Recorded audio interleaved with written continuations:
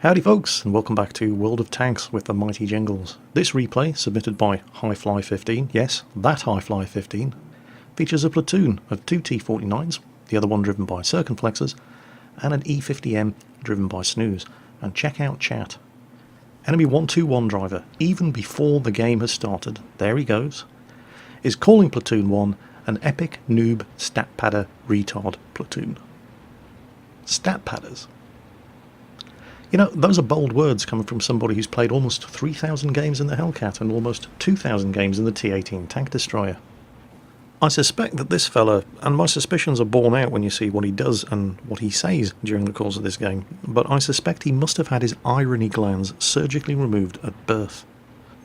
You know, when you've played that many games in the Hellcat and the T-18, you really shouldn't be calling anybody else a stat padder.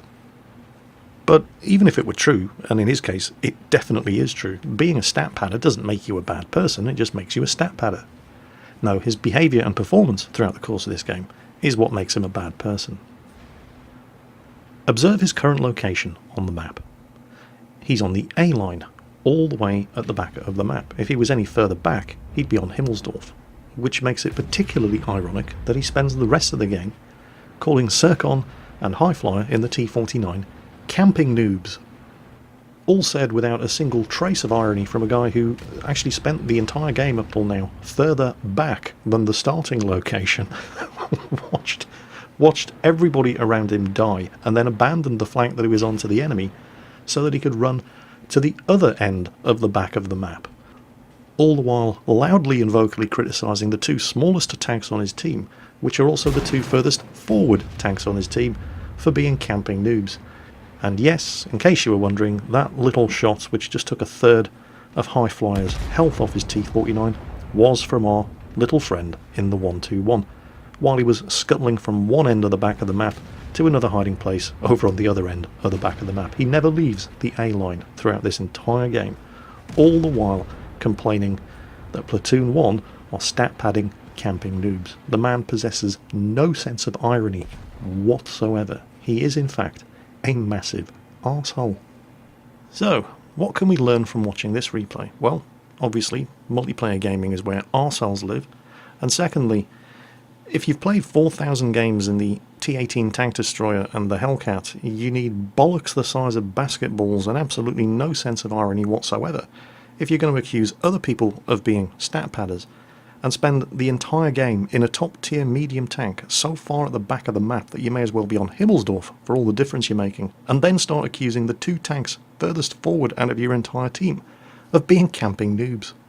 And it really doesn't help your case when you start shooting at your own team either. Verdict? Yep, he's an arsehole.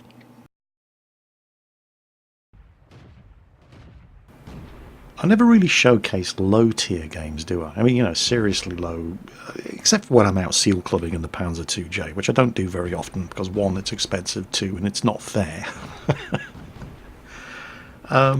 But you never really see very, very low-tier battles on my World of Tanks channel, and there's a good reason for that. They're terrible. Look at this. This was sent in by Red17, by the way. He's in a T26. He plays World of Tanks originally on the Xbox 360. He's just started playing the PC version. He'd be the first to admit he doesn't really have any idea what he's doing.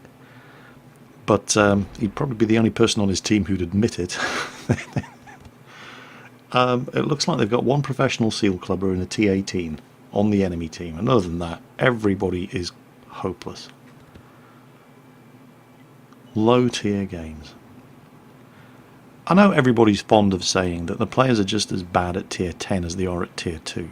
It's not true. It really, really isn't. You do get much better, well, I'm not necessarily going to say much better gameplay, but you do get much better players most of the time in the higher tier battles. Down here at tier 2, some of these guys could only have been playing the game for an hour, if that. And so you really shouldn't expect much, but it's as if sometimes it's as if common sense, you know, why do they call it common sense? There's nothing common about it. Not when you're watching what's going on in a low-tier World of Tanks game. Get a load of some of this. Red 17 sent this in for a good reason. You'll see why at the end of the game. But it was while watching this replay. I was going to use just the last couple of seconds of the replay for a why you have to be mad clip. But as I'm watching the game develop, I was just appalled. Look at that. The guy's just driven straight in. Oh, that Tiki has just drowned himself. And then these T-18s and a Mark 6C just have their own little game. It's watching a low tier game develop is like picking at a wound.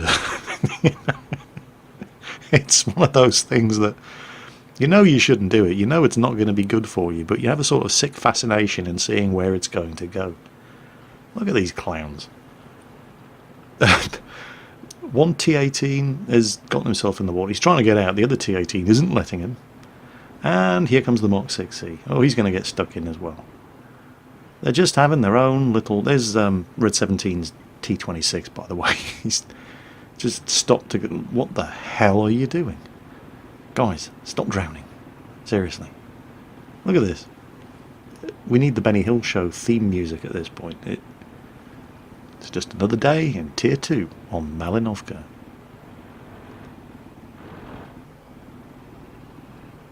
Do you ever wonder what's going through their minds?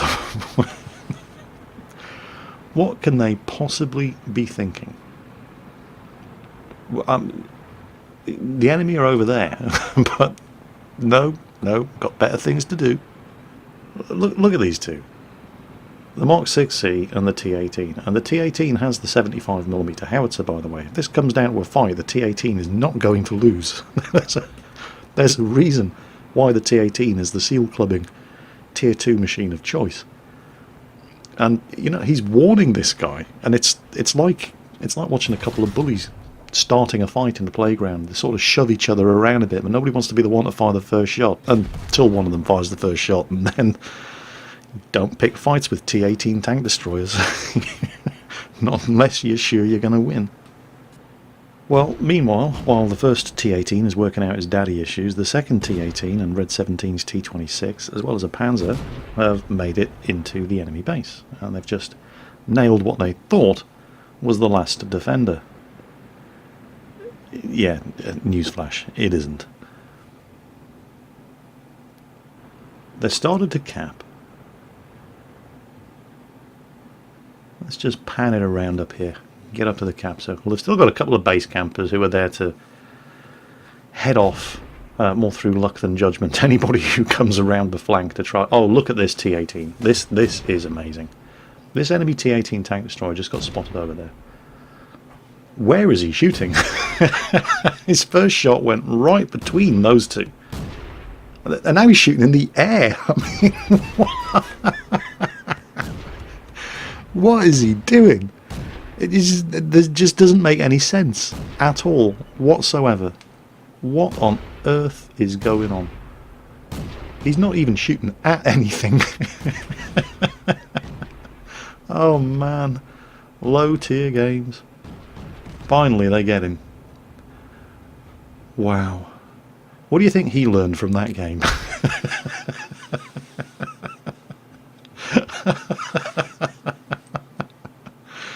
Oh man.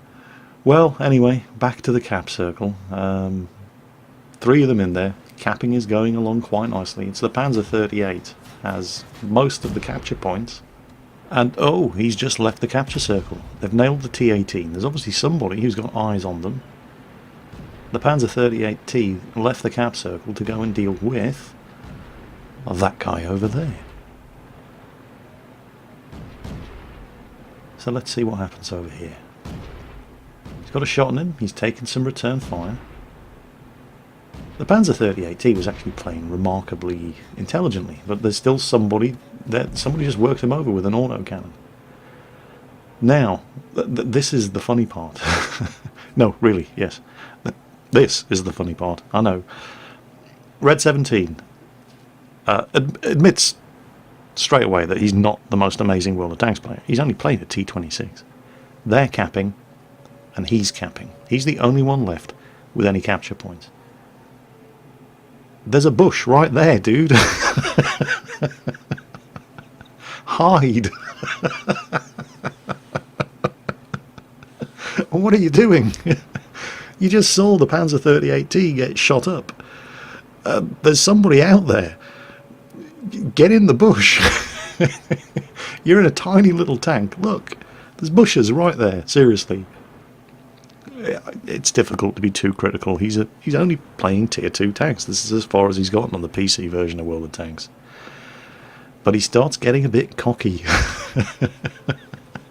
Look at the cap. Oh, there he is. He's been spotted. He gives it GG. And artillery spanks him hard.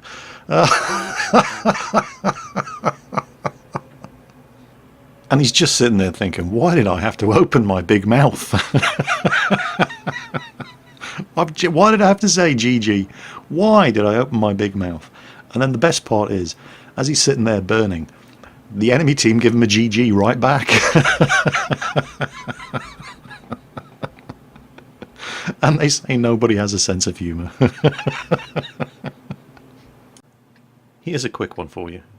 This is a skirmish mode match, tier 6. It's on the Hidden Village map. The usual selection of KV-1Ss, KV-2s, M6s, and the occasional FV-304 dominating the selection. What makes this one unusual? Well, no spoilers. Just wait until the end. Majority of the team are going north through the village, and only 2 tanks are going to head up, well, head south I suppose, to block the route into the friendly cap. KV-2 and a KV-1S. It doesn't take long before they spot the first couple of enemy tanks. KV-1S up front starts retreating, KV-2 moves forward to try to get a shot, then thinks better of it. They're down in the low ground over there, so they don't have direct shots at them, but they do now. KV-1S just took 2 hits. KV-2 fires, completely misses. KV-1S is gone, he's out of here. First tank dead. KV-2 now all on his lonesome. Multiple enemy tanks heading this way. He dodges a shot, keeps backing up. Almost reloaded. And here they come. But, oh look. He starts taking hits. Look what's happening at the other end of the map. Enemy team aren't aware that they're about to be capped yet, but any second now. And there it is. Now, they've got a bunch of quick machines on the enemy team. Or if not especially quick, like the KV-1S and the M6, then certainly not slow. And they do have an FV-304. And that thing's fast. It is of course possible that the Dicker Max, because he's the slowest tank on the enemy team, he's going to be trailing at the back. He may have turned around to go back and attempt to reset the cap. But he's the slowest tank on their team. And nobody else had the sense to try it. And so with 8 seconds left to go before they've lost, the enemy team decide that they're going to win this one by trying to cap. And that's how this very, very quick skirmish match was won, by the team that did no damage whatsoever.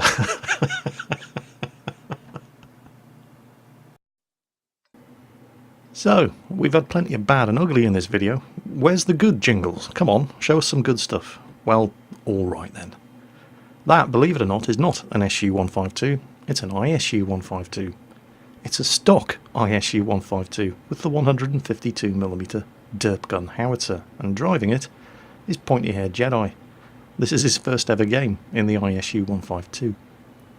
I should probably take this time while he's, driving into battle to point out pointy-haired Jedi. Some of you who watch Circumflex's live streams may already know him.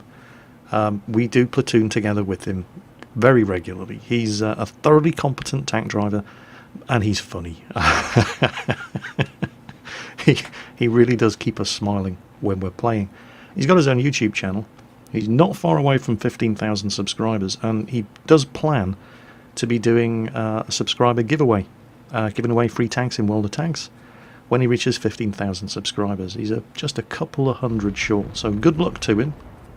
I'll put a link to his YouTube channel in the video description, and I'll try to notify everybody, if I can remember, when he reaches 15,000 subscribers, to tune into his Twitch live stream so you can get the chance of winning yourself a freebie tank.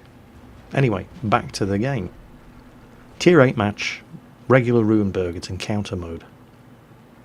And don't forget, this is the first game he's ever played in the ISU 152, although to all intents and purposes he's just driving a slightly faster loading SU 152, the tier 7 tank destroyer that you get before this, because he's using exactly the same gun. The soft stats on the gun are going to be better, it's going to load slightly faster, it's going to have a slightly better accuracy and aiming time, but it's still bad. And there's his first target. The front of an AMX-48. He's firing high explosive. Never going to penetrate. He's got some high explosive anti-tank ammo. He carries 8 rounds, but he doesn't touch it. He never uses it throughout this entire game. It's just 152mm cheap and cheerful HE derp all the way. And that's the sort of damage you can expect to do at the front of a thickly armoured target when you're firing the high explosive and it doesn't penetrate. A little bit of friendly team damage going on up there as everybody rushed in to be the one to finish the 48 off. Yes, it was that kind of game. It's not the last time you're going to see somebody carelessly damaging somebody in their own team in this match.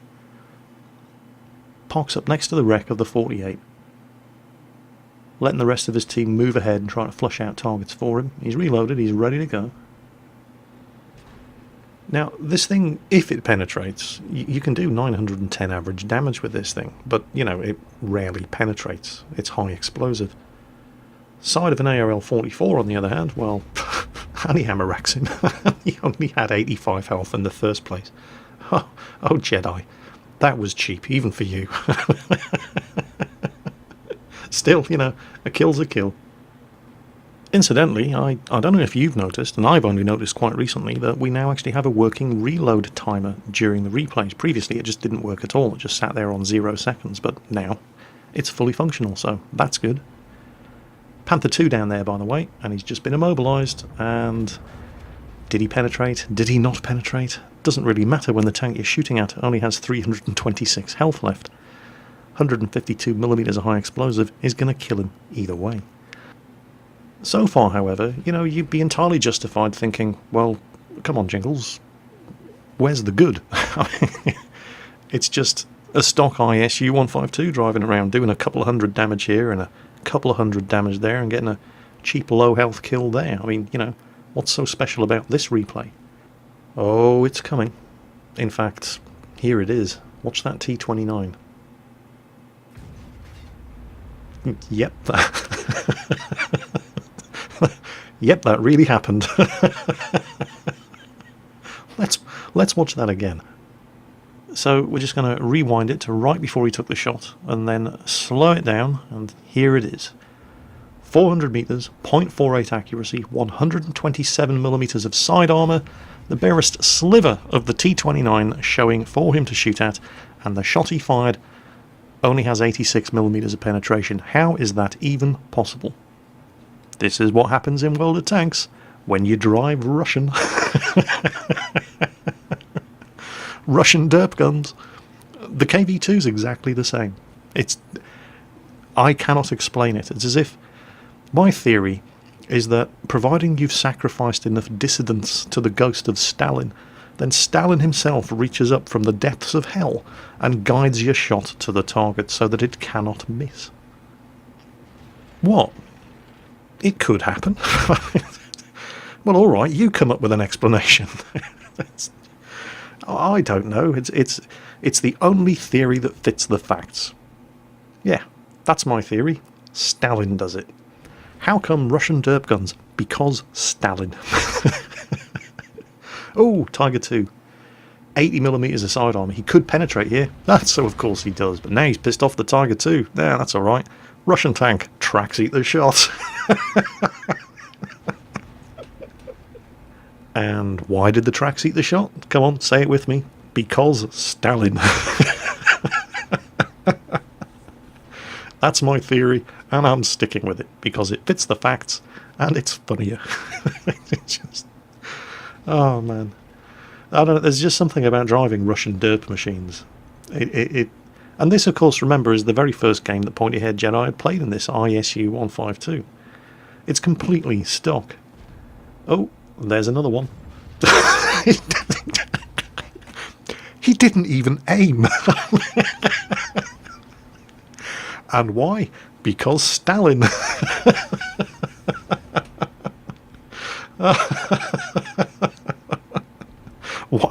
Why would you need to aim? Oh God, no. Oh look, hello Mr. Super Pershing.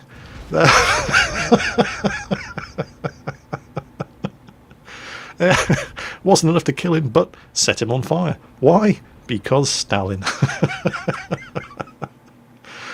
And then, in defiance of all the laws of world attacks, he takes a hastily aimed shot at a fast-moving target, and it doesn't automatically hit and one-shot kill him. I think at this stage, he'd run out of political distance to send to the gulags. And so,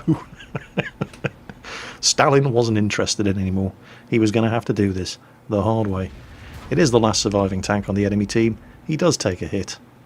But it doesn't really matter at this stage. The Yak Panther driver just wants another kill, so Jedi feeds him a handy Centurion, pops around the corner, and then derps him right in the face. Boom! Headshot. Game over. First ever game in a stock ISU 152 with a 152mm derp gun, first class mastery badge, top gun, high caliber, bruiser, arsonist, fire for effect, and demolition expert. Almost 4,000 damage done with the stock gun. What I found particularly amusing about this replay was that if you check the detailed results, you'll see that he also got some splash damage in. Yep, he actually managed to damage tanks that he wasn't shooting at. I'm not sure exactly when. I think it was when he killed the T-29. It looks like he may have also splashed the Super Pershing as it was driving past, and then of course finished him off later. I don't know. Technically, I mean, I don't know if this actually qualifies as the good in the good, the bad and the ugly, but it amused me greatly, so I'm afraid you're stuck with it. Well, I hope you had as much fun watching today's video as I did making it. There are days when I really, really love my job, and today has been one of them. There were some hilarious moments in today's replays. Hope you enjoyed them. As always, take care, and I'll catch you next time.